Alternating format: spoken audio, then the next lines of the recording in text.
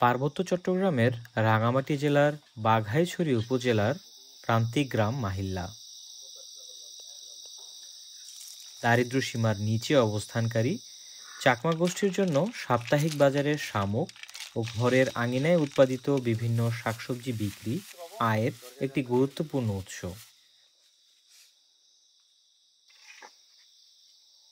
ভোরের আলো ফোটার আগেই উনুন জ্বালিয়ে গত দিনের ভাত গরম করছে জ্যোৎস্না। প্রস্তুতি চলছে জলযোগে প্রায় 2 ঘন্টা দূরে অবস্থিত দুছড়ি বাজারের উদ্দেশ্যে যাত্রার। সামান্য আহারের মাধ্যমেই প্রস্তুতি সম্পন্ন। উদ্দেশ্য বাজারগামী একমাত্র নৌকায় সময় মতো পৌঁছে যাওয়া। শুরু হচ্ছে একটি নিশ্চিত ভবিষ্যতের প্রত্যাশায় যাত্রা।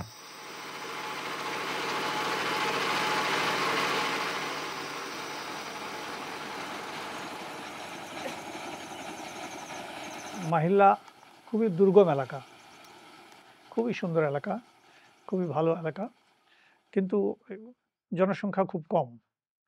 মূলত এই মানুষগুলো এখানে সেটলার্স। বাঙালিরা যেখানে বাস করে সেগুলো পাহাড়ের টিলা।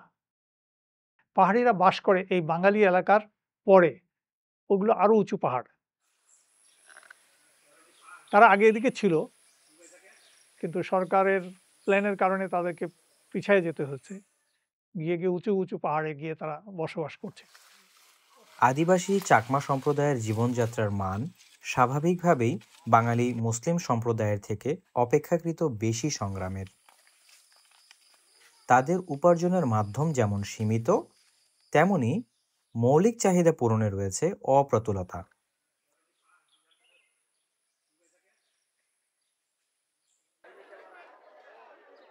দুছড়ি বাজারের সাপ্তাহিক এই জনসমাগম জানান দেয় সেই সম্প্রদায়ের মাঝেও রয়েছে লক্ষণীয় আর্থসামাজিক পার্থক্য।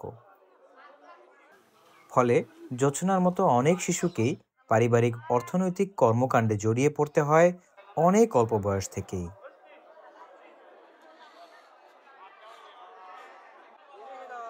কিছুটা অবস্থা সম্পন্ন পরিবারের সন্তানদের দেখা যায় অভিভাবকদের সাথে সাপ্তাহিক এই বাজারে।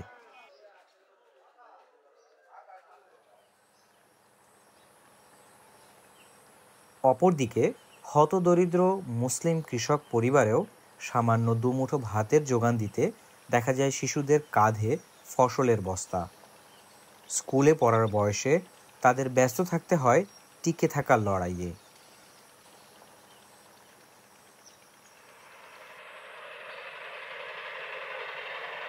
2004 সনের ঘটনা, যখন মাহিল্লা থেকে কিছু মানুষ চট্টগ্রামে এসে বয়াত নেয়। আর ওই বয়াতের পরবর্তীতে ওনারা যখন মাহিল্লাতে ফিরে যান তখন আর অনেক মানুষ বয়াত করে। এর ফলশ্রুতিতে আহমদে মুসলিম জামাত ওখানে স্থাপিত হয়।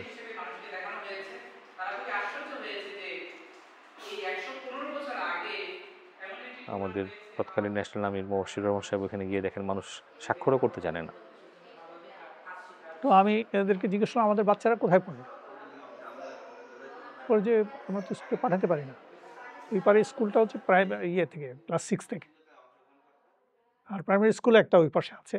কিন্তু এত দূর তো আমাদের এত ছোট বাচ্চাদেরকে পাঠানো সম্ভব না। আমরা কৃষি কাজ করি, জঙ্গলে যাই, তো আমাদের পক্ষে বাচ্চাদেরকে পাঠানো সম্ভব হয় না। আমার চিন্তা হলো যে তাহলে তো আমাদের নেক্সট জেনারেশন এরা সবাই তো অশিক্ষিত থাকবে এবং লেখাপড়া শিখতে পারবে না। পাহাড়িদেরও জিজ্ঞেস করলাম যে ওদের স্কুল আছে, ওরা কোথায় পড়ে? বলে যে ওদেরও কোনো স্কুল নাই, ওরাও পড়তে পারে না। তখন আমি বললাম যে এক কাজ করো, ওদের সাথে তোমাদের সম্পর্ক কি? বলে যে ওরা তো বাঙালিদেরকে দেখতে পারে না, বাঙালিদের সাথে তাদের স্বার্থের দ্বন্দ্ব চলে আসছে। তো এখন কি করা যায়? তোমরা ওদের সাথে ভালো সম্পর্ক করো, তাদের আমরা শুভানুধ্যায়ী হিসাবে, আমাদের প্রতিবেশী হিসাবে আমরা তাদের উপকার করব, এটা মানব সেবা হিসাবে গণ্য হবে। তখন আমি এসে তাড়াতাড়ি চিন্তা করে আমি বললাম যে আপনারা একটা জায়গা দেন, আমরা একটা রুম করি, রুম করে সেখানে ক্লাস 1 শুরু করে দেই। তখনই মসজিদের বারান্দায় একটা অপ্রাতিষ্ঠানিক স্কুলের স্থাপন করেন এবং যার ফলশ্রুতিতে ওখান থেকে হাঁটি হাঁটি পাপা করে বর্তমানে একটা সরকারি কারিকুলাম মোতাবেক একটা প্রাথমিক স্কুল আমরা প্রতিষ্ঠা করতে পেরেছি।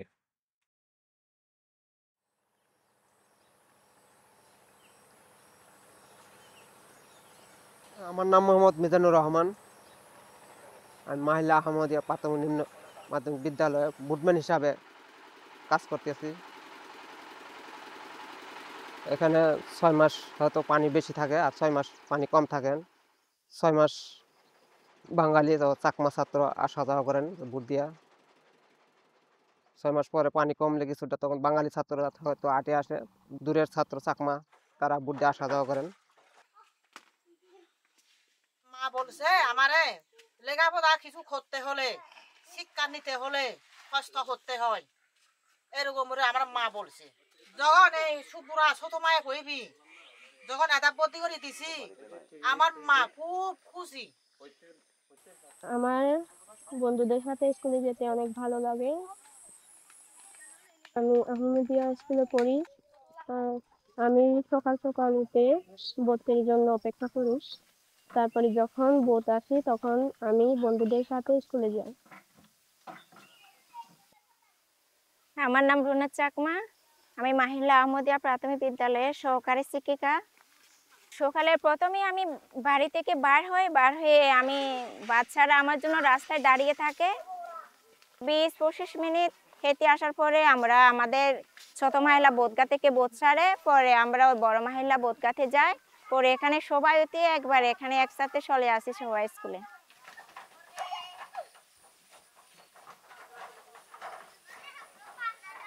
গার্জিয়ানরা খুশি, তো এত সুন্দর ব্যবস্থা আছে আহমদিয়া মুসলিম জামাতের, তো বুট দিয়ে আসা যাওয়ার সুযোগ সুবিধা করে দিছেন।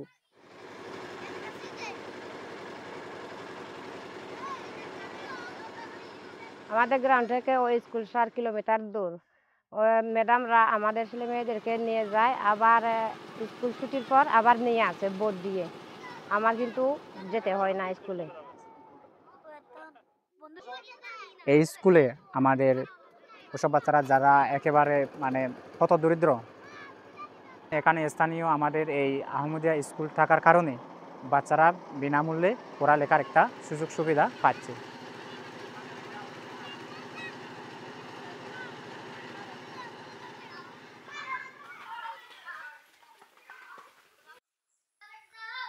কেচালং নদীর তীরে ঘেঁষা আমাদের বিদ্যালয়ে আমরা অত্যন্ত মনোরম পরিবেশে শিক্ষার্থীদের পাঠদান করাই।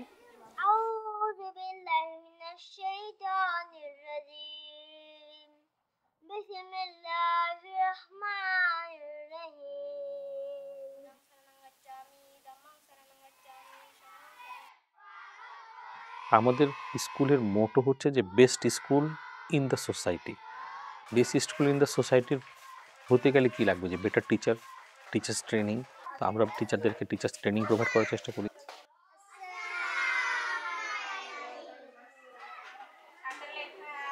এবং বেটার টিচারের জন্য লাগবে আন্তরিকতা সম্পন্ন শিক্ষক। আমরা হুজুরের দিক নির্দেশনা অনুসারে ওয়াকফে জিন্দেগি টিচার ওখানে নিয়োগ দিচ্ছি, যারা অনেক বেশি নেকির মাধ্যমে, দোয়ার মাধ্যমে বাচ্চাদেরকে ক্লাস নিচ্ছেন এবং অনেক আন্তরিকতা ভালোবাসার মাধ্যমে ক্লাস নিচ্ছেন। আমি ইব্রাহিম আহমেদ হাজারি। আমরা যে 2 জন ওয়াকফেনো শিক্ষক এখানে রয়েছি, শুধুমাত্র আল্লাহ তাআলার নৈকট্য লাভের উদ্দেশ্যে এখানে সেবাদান করছি। আমার নাম মিসেস নুসরাত জাহান। আমি বর্তমানে ইংলিশ সাবজেক্ট নিয়ে স্টুডেন্টদেরকে পড়াচ্ছি। আমার ওয়াকফিনোদের কাছে একটা আর্জি থাকবে, তারা যাতে এখানে আসে এবং তাদের যেই এক্সপিরিয়েন্স, তাদের যেই শিক্ষার গুণাবলী, তারা যাতে এখানে ছাত্রছাত্রীদের মাঝে ছড়িয়ে দেয়। খাকসার এস এম সানাউল্লাহ, সহকারী শিক্ষক, মাহিলা আহমদিয়া প্রাথমিক বিদ্যালয়। আমাদের এখানে স্কুলের ছাত্রছাত্রীরা 3টা ক্লাস করে, তারপরে আমরা ওদের টিফিন দিই।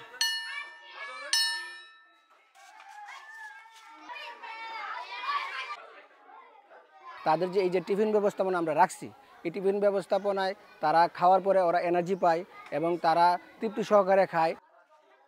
ওদের খাওয়াটা দেখে আমরা আনন্দ পাই।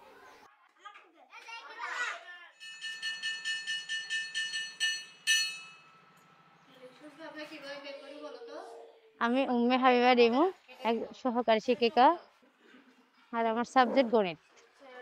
গণিত বোঝানোর কৌশলটা হচ্ছে বন্ধুদের সাথে শেয়ার করি। আমি নাজিয়া নাসরিন। আমি গত 2 বছর যাবৎ ইসলাম শিক্ষা এবং বৌদ্ধ ধর্ম 2টা সাবজেক্টই নিয়ে থাকি। আসলে সবচেয়ে মজার ব্যাপার এই যে আমাদের পূর্ববর্তী শিক্ষক যারা ছিলেন শিক্ষক মণ্ডলী ওনারা তাদের জীবনে যে কুরবানিটুকু করে গেছেন তারই ফল হিসাবে আজ আমরা এখানে উপভোগ করছি।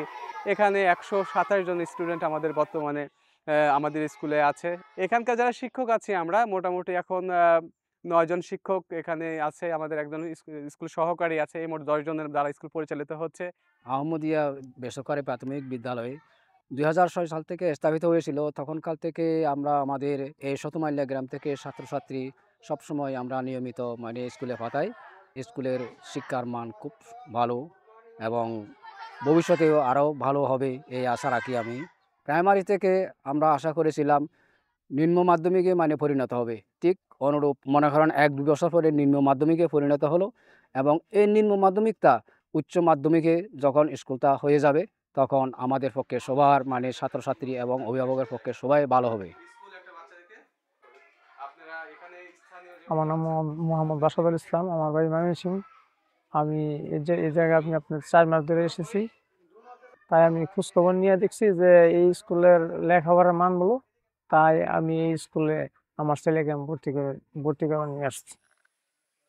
পাহাড়ি এলাকায় সরকারের নজর তেমন নাই। পাহাড়ি এলাকায় অনেকগুলো মাদ্রাসা তৈরি করেছে এই গরিব মানুষদের জন্য, লেখাপড়া না জানা মানুষদের জন্য। মাদ্রাসার পক্ষ থেকে শিক্ষার্থীদেরকে বিভিন্নভাবে বিদ্যালয়মুখী করানো হচ্ছে। এখানে আহমদি আর অহমদির ভিতরে একটা মনোমালিন্য তৈরি করে নেয় অহমদিরা, যাতে আমাদের স্কুলে না বাচ্চারা পড়ে, একটা কুচক্রী মহল এটা চালানোর চেষ্টা করেছিল। সুখের বিষয় হলো এই যে আমাদের অভিভাবক যারা ছিল স্কুলের 23 জন অভিভাবক ছিলেন অহমদি, তারা বিদ্রোহ ঘোষণা করে তাদের সাথে। আমার বাচ্চার ভবিষ্যৎ চাই, আমার বাচ্চার ভবিষ্যতের জন্য আমি এখানে লেখাপড়া করাবো। সেখানে আহমদি কি গড় আহমদি কি এটা ব্যাপার না। আমার একদম ছোট মেয়ে যেটা, ওটা মাদ্রাসায় ছিল, ওখান থেকে মেয়েকে আনে আমি এই স্কুলে ভর্তি করছি। তো আমার ইচ্ছা যে আমার প্রত্যেকটা ছেলে মেয়ে উচ্চ শিক্ষায় শিক্ষিত করব, এটাই আমার লক্ষ্য। পারিপার্শ্বিকতার জায়গা থেকে কুচক্রী মহলেরা বা বিভিন্ন প্রতিবন্ধকতা তৈরি করার চেষ্টা চালিয়ে যাচ্ছে একের পর এক, যাতে আমাদের স্কুলটা বন্ধ হয়ে যায়, লেখাপড়া বন্ধ হয়ে যায়। তারা আসলে বুঝতে পারছে না যে এখানে যদি এই স্কুলটা বন্ধ হয়ে যায় বাচ্চারা লেখাপড়া থেকে বঞ্চিত হয়ে যাবে। এটা তো আর আমরা হতে দিতে পারি না। এটা আমরা আমাদের মুসলিম জামাত বুঝি, যার দরুনে আমরা প্রত্যেকটা শিক্ষক শিক্ষিকা যারা আছি আমরা আমাদের জায়গা থেকে ঐক্যবদ্ধ হয়ে প্রত্যেকটা জায়গায় প্রত্যেকটা অভিভাবকের সাথে কাঁধে কাঁধ মিলিয়ে তাদেরকে সাহস জুগিয়ে আমরা আমাদের লেখাপড়ার মানটাকে উন্নত করে যাওয়ার চেষ্টা চালিয়ে যাচ্ছি। তাদের সাথে ভালোবাসার সম্পর্ক রেখে যাচ্ছি, তারা আমাদেরকে ভালোবাসে, তাদের বাচ্চাদেরকে পাঠিয়ে দিচ্ছে। লেখাপড়ার ক্ষেত্রে স্কুলে আমরা একতাবদ্ধভাবে থাকতে চাই। পাহাড়ি বাঙালি স্বার্থের এই দ্বন্দ্বকে পেছনে ফেলে ছোট মাহিল্লাতে শুরু হয় অস্থায়ী পাঠদানের উদ্যোগ। আমি মা হিসেবে বা একটা শিক্ষিকা হিসেবে চাই, মানে যেভাবে হোক, যতই বাধা হোক, আমরা বাচ্চাদের স্কুলে নিতে পারি সবসময়, মানে বাচ্চাদের পাঠদান করতে পারি।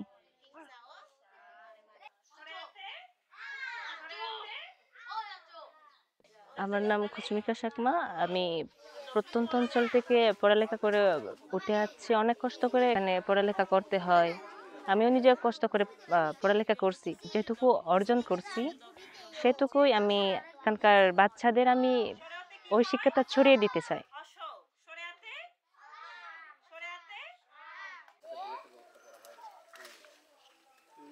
আমাদের একটা প্রাথমিক থেকে সপ্তম শ্রেণী পর্যন্ত জোসনা নামে একটা ছাত্রী ছিল।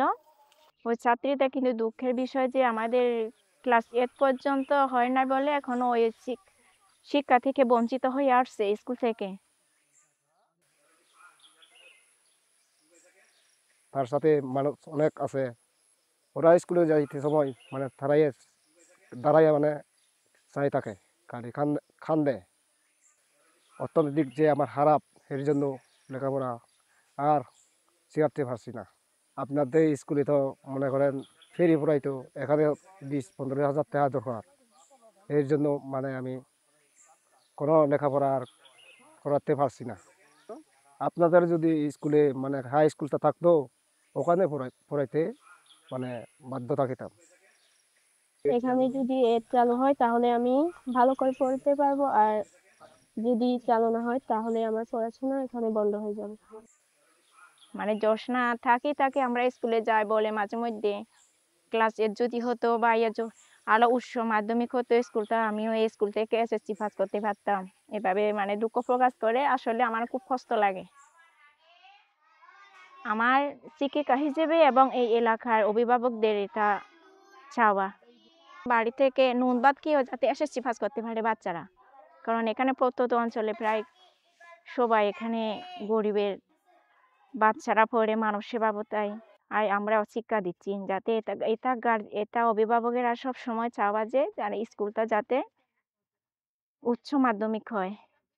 আমাদের এরকম একটা চিন্তা রাখা দরকার যে ওই স্কুলটাকে 8 পর্যন্ত আস্তে আস্তে নিয়ে যাওয়া যায় কিনা। তো সেজন্য আমাদের ইনভেস্ট করতে পারলে আমরা এটা করা দরকার। যারা ওয়াকফে নাও আছে তারা যদি ওয়াকফে নাও এর অধীনে নিজেকে ওয়াকফ করে তাহলে ওখানে গিয়ে টিচার হতে পারে।